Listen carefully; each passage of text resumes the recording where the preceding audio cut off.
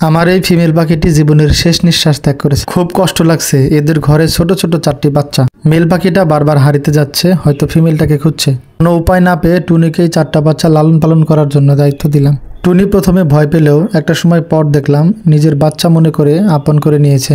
সন্ধ্যা পর্যন্ত সবকিছু ঠিকঠাকই ছিল। একবারের জন্যও মনে হয়নি এই পাখিটা অসুস্থ। বিকাল থেকে সন্ধ্যা পর্যন্ত ওদের সাথেই ছিলাম, হাত দিয়ে খাওয়াইছি, খেলাধুলা করছি। ওদের বাসায় 3টা বাচ্চা বড় হয়ে গেছে আর একটা বাচ্চা ছোট। ডিম দেওয়ার সময়ও এমন করছে, 3টা ডিম একদিন পর করেই পারছে, কিন্তু চতুর্থতম যে ডিমটা, ওই ডিমটা মাঝখানে 2 দিন গ্যাপ দিয়ে পারছে। বাচ্চাটা ফুটতেও লেট করছে। এখনো বাচ্চাটা অনেকটাই ছোট, ওকে হ্যান্ড ফিডিংটাও করানো যাবে না।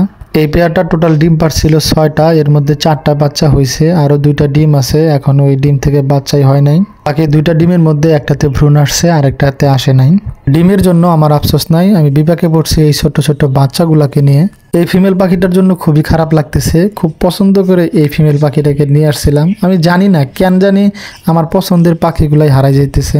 কয়েকদিন আগেই খাঁচা থেকে টোনা বের হয়ে গেছে, সেই শোকটা আমি এখনো কাটাই উঠতে পারি নাই। টুকু নামের আমার একটা পাখি ছিল, দীর্ঘ 6 মাস তাকে কষ্ট করে বড় করছি, খাওয়াইছি, সবকিছু শিখাইছি, বাপ মা থেকে আলাদা করছিলাম। ওই পাখিটাকে 6 মাস পরিশ্রম করে কষ্ট করে কথা বলা শিখেছি, সেই পাখিটাকে আমি হারাই ফেলছি। মনটা ভালো নেই, চাইছিলাম এই ভিডিওটাই করব না। অনলাইনে খুবই অল্প কিছু আমার ভালোবাসার মানুষ আসে, তাদেরকে জানানোর জন্য এই ভিডিওটা করা। বিকাল থেকে 6টা পর্যন্ত ওদের সাথেই আমি ছিলাম, কোনো ধরনের সমস্যা আমি দেখি নাই। রাত 9টায় যখন বাসায় আসি, আসার পর দেখি যে ফিমেল পাখিটা আর নেই। যতটুকু আমি বুঝতে পারছি পাখিটা স্ট্রোক করছে। এই মেল পাখিটা বারবার হাড়ির কাছে আসতেছে, হয়তো তার সঙ্গীকে খুঁজতেছে, কিন্তু কোথাও তার সঙ্গীকে খুঁজেই পাচ্ছে না। বাজরিকার পাখির মেল ফিমেলের মধ্যে ফিমেল পাখিগুলাই বাচ্চাগুলাকে খাওয়ায়, মেল পাখি তেমন খাওয়ায় না।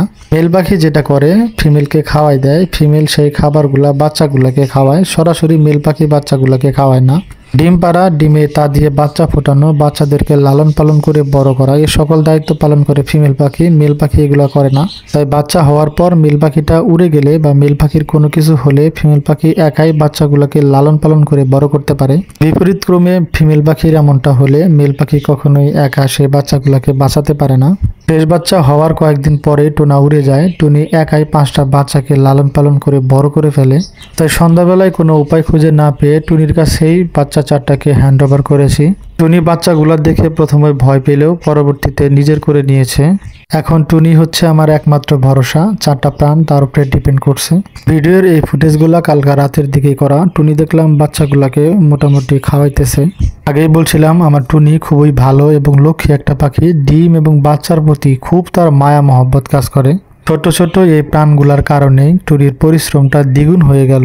সকলেই দোয়া করবেন টুনি যেন খুব সুন্দরভাবে বাচ্চাগুলাকে বড় করতে পারে, তার জন্য কোনো রকম ক্ষতি না হয়।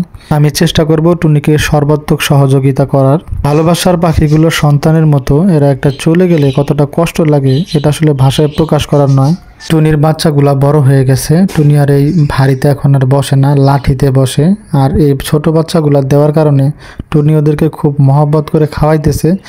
এবং আমি দেখলাম সারা রাত এই মাটির পাত্রের মধ্যেই বসে আছে। কি পরিমাণ তার ভালোবাসা। বাচ্চাগুলাকে নিয়ে আমি খুবই চিন্তায় ছিলাম, কি করব বুঝতে পারতেছিলাম না। বারবার কেন জানি আমার সাথে এমনটাই হইতেছে। হয়তো আল্লাহ আমার ধৈর্যের পরীক্ষাটা নিচ্ছে। সকলের কাছে দোয়া প্রার্থী আমার এই ছোট্ট পাখির জগতে আল্লাহ যেন বারাকা দান করে।